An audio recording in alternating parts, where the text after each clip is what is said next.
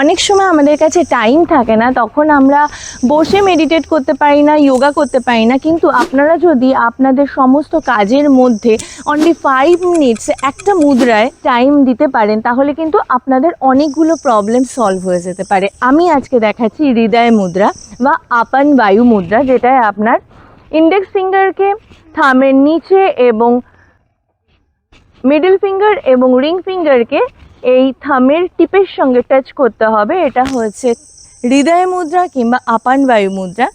এই ক্ষেত্রে আপনার ব্লাড সার্কুলেশন ভীষণ ভালো হবে, আপনার জয়েন্ট পেন ভালো হবে, আর্থারাইটিসের জন্য ভীষণভাবে বেনিফিশিয়াল, এবং আপনার মাইন্ড শান্ত হবে, মানে এবং আপনার কিন্তু স্ট্রেস রিলিফ হবে। আপনি কাম এবং কুল হবেন যদি এই মুদ্রাটা অ্যাটলিস্ট 5 মিনিটস অন্তত দিনে করতে পারেন।